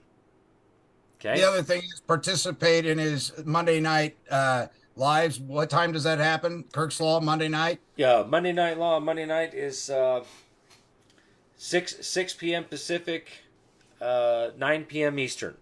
And it's on my 4 channels there that I have listed on kirkslawcorner.com. So yet again, another avenue where you can come and become educated. And so if you don't have the time to read, or you have reading comprehension issues, this is another method to become educated and to support your fellow brothers and sisters here in America. And for those of you in other countries, look, every country has a fucking republic. This whole thing that the America is the only one that has, our republic is unique, granted, but there's a Republic of China, there's a Republic of Russia. Every country has a republic. Learn the laws and enforce them. Remember, you're not practicing law, you're merely enforcing what has already been well established. So, it's time for the people of the world to stand up, because these elitists are destroying the very fabric of morality within all nations, not just this one. And we have to stand up and do something. Go ahead, next question. Well, so the thing is with the petition stuff, it's going to be on me on this petition, folks. All I'm looking for is signers out there. Okay, so don't worry about where it's going to get, how it's going to get there, or any of that kind of stuff. Okay, so let's what do we got? Did Eric ask a question over there? I thought I saw. No, not yet. Eric's got his hand up currently. I can see that. He said he can help with New Mexico to be, or help with the petitioner. Beautiful. Okay. Well, how do you help the petitioner is by signing the petition after you read it, comprehend it, understand it, and know that it's true, accurate, correct, not misleading, and that there's no ill will, malice, or ill intent behind it. We're simply asking that they follow the fucking law. That's it. There's a comment out here. There's supposedly a General Assembly already established as American state nationals. You've thought about accessing them. Listen, folks, I've been studying this stuff, trying to find the lawful one for many years.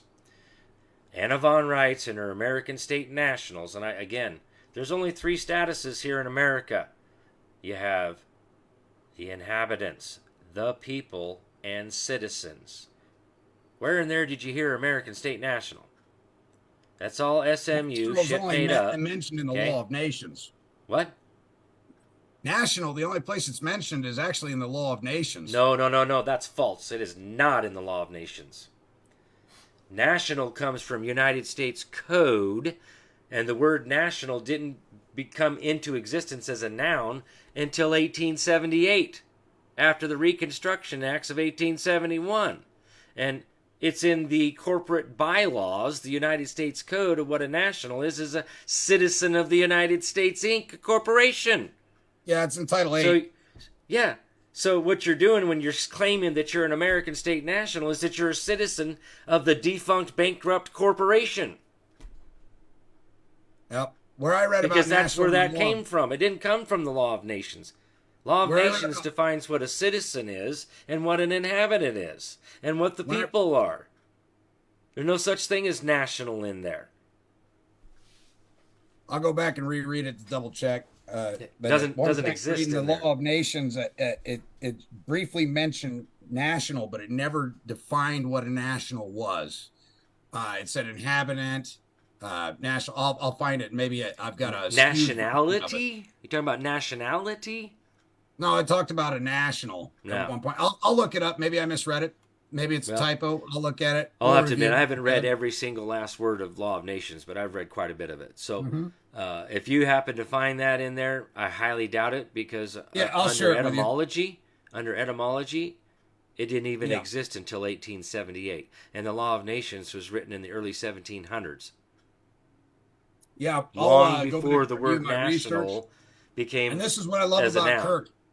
We're always amicable about agreeing to disagree, or maybe I made a mistake. And when I find the literature that I found, I'll share it with him and we'll have that discussion.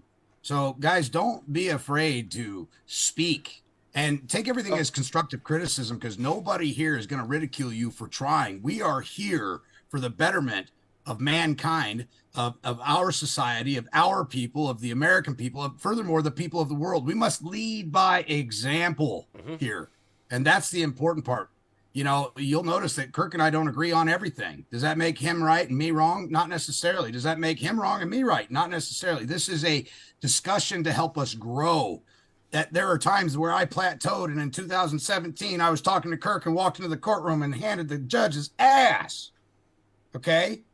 And so I'll be the first one to tell you, and Kirk will agree. I don't know everything there is to know about law. And Kirk will tell you the same thing. I have much more to learn and grow. So what we're speaking of is our firsthand knowledge and experience. Kirk has had many of times where he's been before a body of politic, locally, county, state, city boards, Congress. He's been there already. Yep. He's not preaching something that he dreams of someday. He's already done this shit. He's been arrested countless times for doing what is actually articulated in the Constitution. And they go, sir, put your hands behind your back. You're disrupting our meeting. And he's like, no, the Constitution says you can't limit my ability of free speech and what I can and can't say here. And they arrested him. And guess what? All charges dropped. I remember that one. That was funny. They're arresting me. They're well outside the operation of law. They're going to learn. And they did learn. But aside from the semantics that we see that are theatrical with him doing these things, we learn a lot too. Yeah. We learn that we're going to get resistance. They're going to push back, but that doesn't matter because it's incumbent upon us to stand for what's true, correct, accurate, not misleading. If we're wrong, they have a duty to show us where we're wrong and to point it out. Here is where you made a fault. Great. I'll correct it. I'll see you here in a month. All right. Go ahead. Next question. Yep. All right, well, let's, we got Eric up here. Go ahead, Eric. Oh, well, you'll have to unmute yourself. Oh, can you hear me? Yes, sir. Oh, well, that was the question. It was basically what you said earlier in the chat. Okay. It was to help in either petitioner or however we can help here in New Mexico. So if there's a group of us, great. That's all it was for, to help and also in that petition. And again, that petition's for everybody in all 50 states, by the way. Yeah, this particular petition is going to Congress. So anybody in any... Yeah, the one for Congress and then also the one for New Mexico if you needed help out. Yeah. So here's what we're going to do on that is I'm going to have to vet you, right? See what you got going on over there. And again, you're going to have to learn how to do this because I can't hold your hand when you go in to talk on the petition to the state legislature. Okay, so you're all gonna, whoever wants to be the petitioner in your particular state, you're going to have to know this stuff. And I know that's kind of a deterrent for a lot of people because they don't want to take the time to sit down and read and learn. But this is where we're at, folks. We, the people, have to come together. We got to do this stuff. Knowledge is power. If you don't have the knowledge, we ain't got no power. How are you going to wield the power if you don't have the knowledge? My people shall suffer for their lack of knowledge, which means people suffering shall perish is voluntary. For lack of knowledge. Yep. Or shall be destroyed for lack of voluntary. We have to take the initiative. That means turning off Monday Night Football and getting your nose in a book for just 15 fucking minutes. It's part of the reason why I did Monday Night Law. You got to make a choice, folks. Do you want to be entertained or do you want to learn? It's our republic if we can keep it. And I can tell you right now, that sucker's starting to swirl around in the toilet bowl. We don't do something here real soon, there's going to be some serious mess going on. Anything that we can do right now to kind of stop this invasion and stop what's coming, going to be a whole lot better off for the rest of us. Yep. Just saying. The time is now. We can't slough this burden off to our offspring. It's incredulous to think, oh, we'll just let the next generation deal with it. I, for one, will not fucking stand for that. We have to change our mentality and our priorities. Mm-hmm. And it has to happen fucking swiftly. So, and I don't think anybody that's on this call doesn't feel the same way or you wouldn't be here. So share this with your friends and your family. Share the acquired knowledge that you're gaining here today. If you see a flaw, point it out. We're not perfect. Yeah. I mean, make sure you present your evidence. Right. We must be. Because I bring mine. I'll bring sources of law, and you're going to have to bring something that's higher than my sources of law. Good luck. So, with that being said, is there any other questions out there? Because I know Kirk's got an abundance of work to do. He and I have to get together this weekend. My wife, bless her heart, stayed up 14 hours to make sure that, DocuSign and everything would work flawlessly. She's got more work to do. So I don't want to tie up Kirk's time. Is there any questions that pertain to the subject matter for this meeting today? All right. Steve, I don't know if you posted your question down in here in chat or not, but let's make sure we're subject specific and on topic. Steve, go ahead. Go ahead, Steve. You have to unmute yourself, buddy. Okay. Yeah, I was wondering, I asked my question. I'm not a registered voter. Can I help out with anything even though I'm unregistered? I'll reiterate this again, folks. You have to be a minimum of a registered voter in order to sign this petition. That's how you declare yourself as a resident of your territory and claim your right to political power. I know Derrick may not agree with this, but I'm the one that's doing this, and I know exactly what's going on here. Again, choose your battles about being a registered voter. But this is where we're at right now until we actually reassemble government de jure. That's what, when we register to vote, we're declaring that we're a resident, still a free inhabitant, but one of the people having political rights. Not everybody has political rights. Okay? For example, people in Puerto Rico don't have the political right of voting. Is kind of what he's pointing out. It's a territorial issue. Mm-hmm. And Puerto Rico has tried to force their ability to be able to vote. And the Supreme Court has continually handed down that Congress didn't have the authority to grant them the ability to vote. And the judiciary is not going to supersede Congress in granting them the ability because it's not delegated authority to the Congress to allow them to. So I see his position on one end, and on the other end, I also see that if you were born in America, you were a native to a state, prior to the Reorganization Act.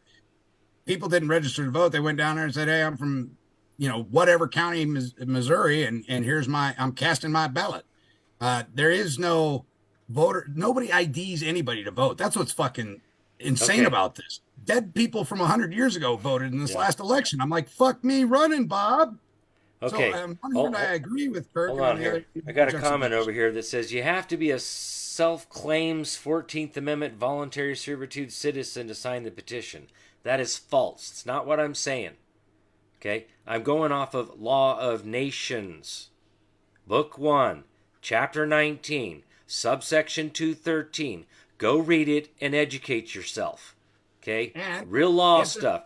That 14th Amendment garbage, it says persons. I am man, creation of God, not a And here's person. Person are fictions. And just so everybody's aware, the original, or the fake 13th, 14th, and 15th Amendment was for the freed Negro slaves, supposedly. And then There were further only research 3/4 of found a that, man. hold on, please. Yep, go Further ahead. research found that the person that's referred to in there is corporations. So it wouldn't even apply today. Aside from the Reconstruction Acts of 1871, if you go to national-assembly.net, has been voided. So you don't know what you're talking about. Again, And come this on, could be people. grounds for Learn. another petition. If you have questions about that, guess what? There's another petition. There's another one. Some of this stuff's already been taken down. People just don't realize, the United States Inc. was involuntary bankrupted, void. Go look at Google Maps and go look for DC. It doesn't exist on Google Maps no more. Why? Because DC is District of Columbia. That was actually created in 1789. For those that are not aware and think that it was 1871, it was 1789 when District of Columbia was created. So, it's all gone. We don't have a president. We don't have any of that stuff anymore because the corporation is bankrupt, insolvent. It's gone. Being liquidated. What we have right now is martial law, whether people realize that or not. Again, we are at war. Our Executive Order 13818. This is a World War Executive Order for those involved in serious human rights abuse and corruption. And it's a war that to the likes that people have never seen before. It's a 5th generation new type of war. And they're all talking about it, but nobody's listening. It's not guns, bullets, and bombs, people. This is a spiritual war. This is a war to the magnitude that nobody's ever seen the likes of, and it's never been recorded in human history before. We've got to do something, and I see that Kirk has a simplistic, eloquent plan derived straight from the Constitution. And so, with that said, is there another question? Well, let's go with Thomas here. What do you? Go ahead, Thomas.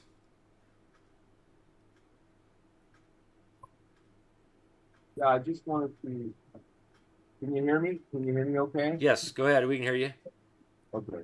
I just wanted to make a point that for anybody wanting to support you who cannot use credit cards or Zelle or whatever you're using Patreon, please consider sending you a contribution and a gift by sending it to the Kirk Law Firm at 6477 West Fairview Avenue, Suite C, Boise, Idaho 83704, which I will be doing in the That's all I had to say. It wasn't a question, sorry. I just want to make a statement so everybody on here knows where they could send a United States Postal Service money order.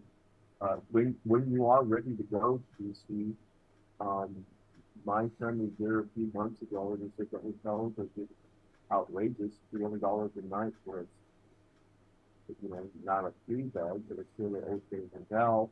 And then if you travel by automobile with the gas prices, you're looking at probably $1,200 one way to get from Idaho to DC, and then 3 days of minimum hotels. So you're talking considerable funds. So I just want to make that out there. Okay, thank you so much. Thanks, Thomas. Good to hear from you, brother. Sorry I haven't been able to call you back. Been busy, For those busy, that- busy. All right. For those that couldn't hear Thomas, he was articulating how you can contribute prior to the donations and contribution page set up on Kirk's Law Corner. You could do it via United States Postal Money Order.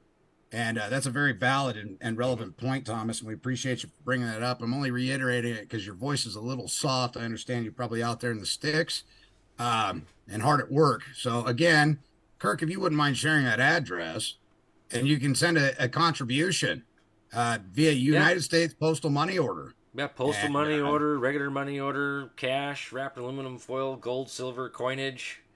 I don't do any digital currency, so. And I've been with Kirk for a long time. I mean, his devotion is sincere. This is not something he takes lightly. This isn't for political profit and gains. He's not a politician. He's not over here blowing shit up your pant leg, hoping to God you never catch a whiff of the smell. He's honestly in it with his heart of hearts, with a duty, with the honor of the Marine Corps behind him, and his oath, his sacred honor and oath for this nation, for this country, for the people here. And furthermore, to lead by example for the rest of the people around the world. That was the greatest experiment, was America. And when they realized that we could do it on our own, it threatened every other oligarchy. It threatened all the dictators, and they had to find a way to overcome it, to say, see, you need us, we don't need you. And that's why they're hell-bent on destroying America, because we're leading by example, people. So let's pull together, let's support and help one another. Again, we don't know everything there is to know, but I see something here that is remarkable, that Kirk has spent years and years gathering the acquired knowledge, and he's very fluent and less brash than I am. And I think he's a wonderful spokesman for all of us from all 50 states of the Union of States under the Articles of Confederation and the Bill of Rights to go speak to Congress with firsthand perfected knowledge. So let's assist him where we can, make sure he's got food in his belly and his mind is set right, and he can execute this. And with his perseverance in this matter, it should give everybody else the opportunity to see that if Kirk can do it, so can you. Nothing is stopping you except for you at this point. So again, you can send a postal United States money order for whatever denomination to 6477 West Fairview Avenue, Suite C, Boise, Idaho, 83704. And the name on the postal money order would be Kirk Pendergrass. And I don't want to slaughter it spelling it. So if you wouldn't mind spelling that last name for us, Kirk, that would be greatly appreciated. Yep. P-E-N, pen, D-E-R, grass, G-R-A-S-S, Pendergrass. So yeah, make sure if you're doing any kind of a postal money order or even a personal check to P-E-N-D-E-R-G-R-A-S-S and Captain Kirk, K-R-K. And come Monday or Tuesday, ladies and gentlemen, come hell or high water, we're going to bust our hump to get this on his website so people can start signing this petition. Time is of the essence here. So anything else in closing? Let's go with this FIP Enterprises. Go ahead. Hi, Kirk. My name is Mike. Hi, Mike. From Michigan. Derrick, good to hear your voice again. Pleasure, brother Mike. How are you? Oh, living the dream.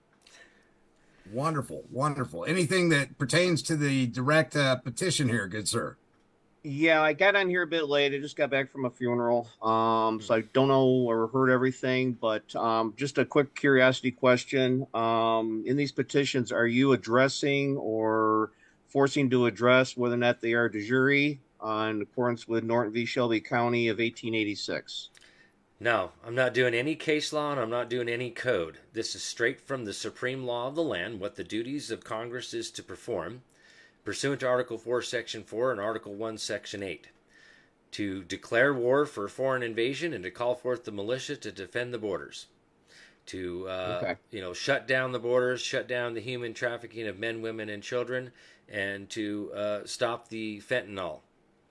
And it's not just the militia; it's also the National Guard as well. Correct? It's by all means necessary. That's what that would be. That's the three parts of the militia: the The organized militia, state and federal, is two parts. So that's federal militia is the military, the Army and the Navy.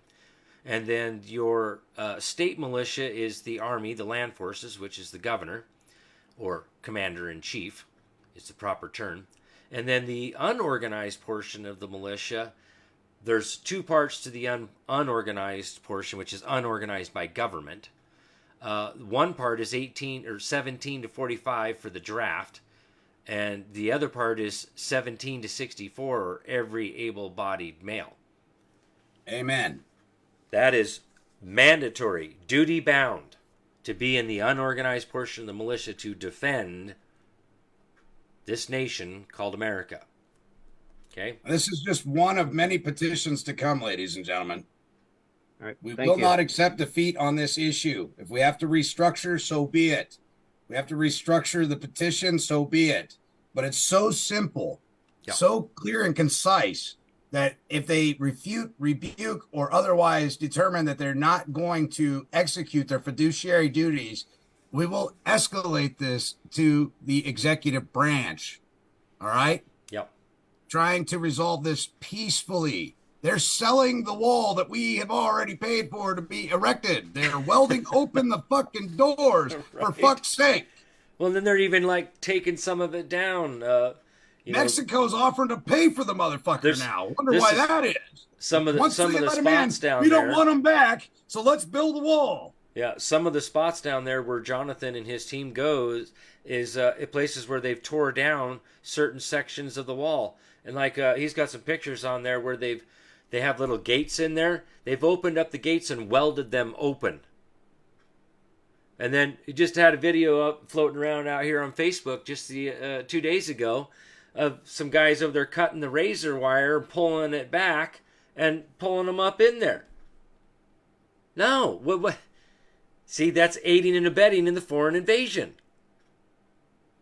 You know, this stuff needs to be shut down following due process of law, which is what I'm here doing is presenting this petition pursuant to Article 4, Section 4, exactly how it's written, and citing what the duties are to perform under Article 1, Section 8. Again, no case law, no United States Code. This is all supreme law of the land. You don't need any of that stuff. Amen. Okay? Amen This is to real that. law stuff. It's cut, simple, Not dry, color of law. clear as a bell. Short and sweet. And that's why I got behind it. When I saw what he was doing, I said, "Oh fuck, we got to rally the troops. We got to rally the American people.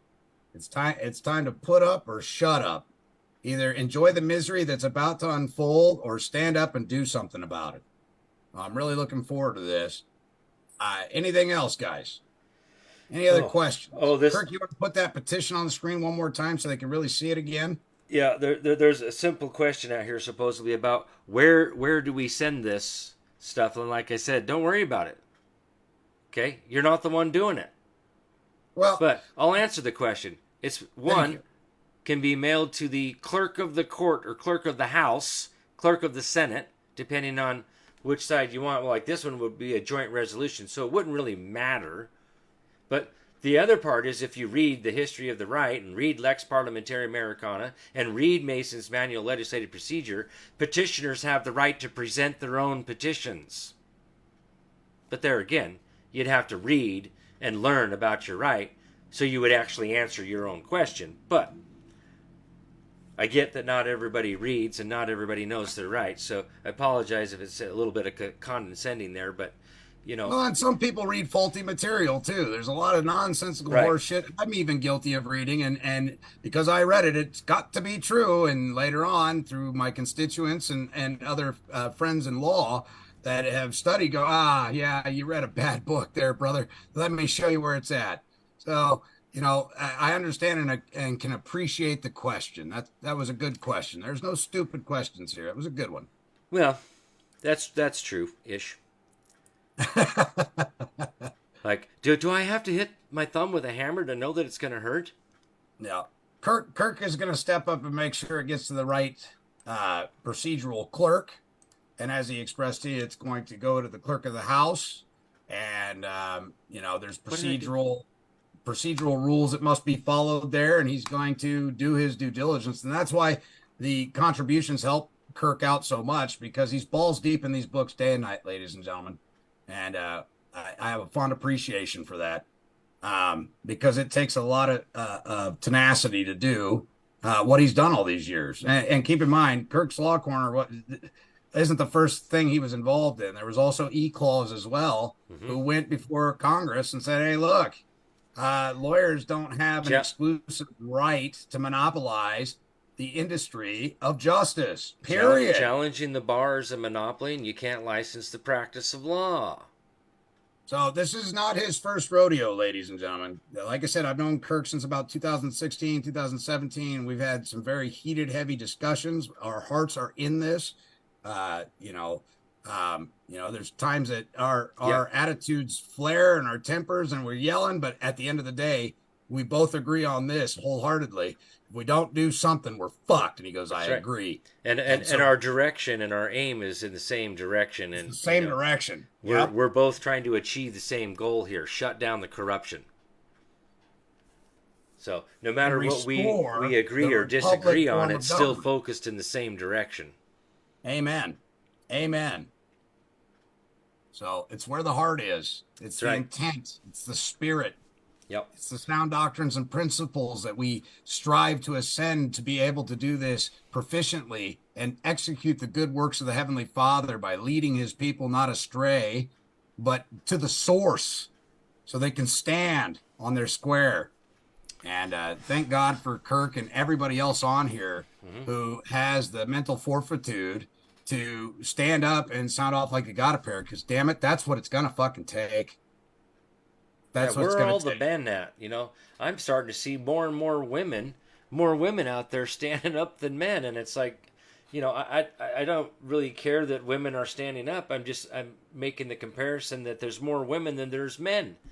Well, it's like in Mexico, when the women finally got tired of the corruption and the cartels and the government, the women said, guess what? You get no cookie and you get no pie until you get rid of these fuckers. And it works. Yeah. It works. Yeah. And so when the women have had enough, guess what? Men will grab their set of nuts and stand up, because we love cookies, and fucking Lord knows we love pie. So, that's what it takes in society most often, is for the women to say, guess what? I'm not doing your fucking dirty chonies anymore. I'm not doing your laundry. I'm not making you no damn sandwich. You get your own fucking beer. I'm not doing it until you get outside and clean up this bullshit out there. And so we love you women. And it's our duty, and we're honored to fulfill that duty in protecting you and our offspring. That's all. It's incumbent upon us to do that. We're supposed to sell our cloak and buy our saber, our sword, and protect this great land. And so, Kirk, I appreciate you coming on, brother. I know you got work to do. Lord knows I got work to do. Yeah. We're going to be in constant contact over this weekend. By Monday or Tuesday, have something ready for everybody to go.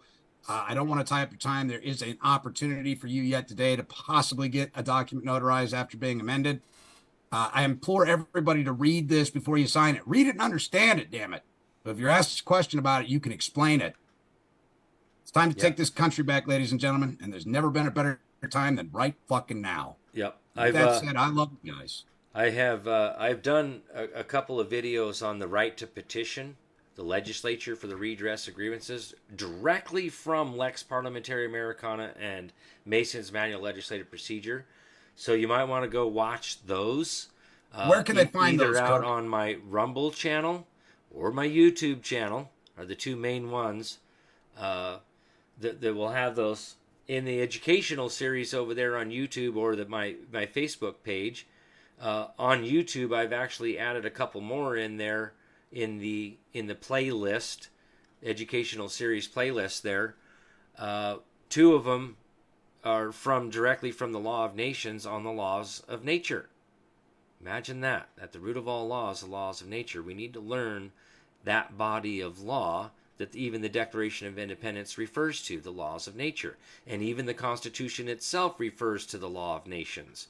So, these are bodies of law that need to be read and fully understood, stand in agreement that that's actually the law. Before we even get to a constitution. Okay? Like Hale versus Henkel says, that our rights are long antecedent to the formation of the state. We have That's no right. duty to open up our books and papers on suit of the state or even our neighbor. We own no duty to them. That's why So- I often tell people, Kirk, that people go, well, the 14th Amendment is where due process is. I go, no. Due process of law is long antecedent to any fucking parchment or ink ever placed on a piece of paper. That's right. It has always been your unalienable It's right. from the due common process of law. The law that's So- common to all mankind.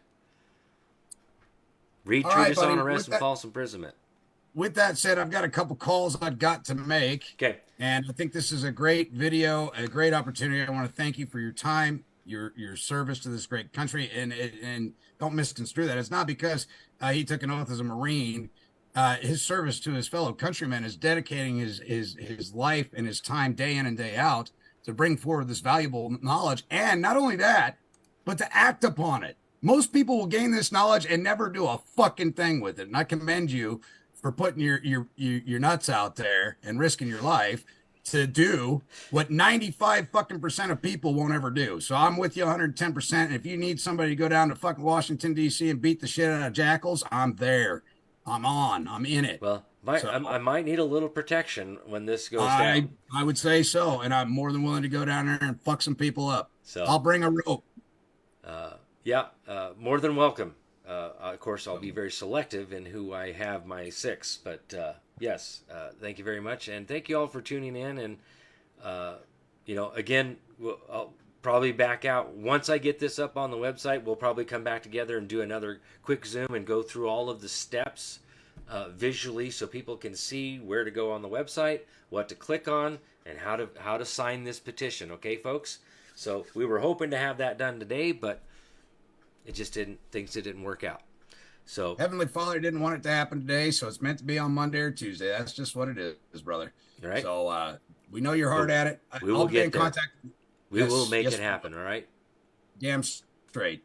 So, all right, guys, thank God you bless. for joining us. Again, check out kirkslawcorner.com. If you want to send some contributions, whatever, via the mail. The address has been provided. Go rewatch the video, check the chat.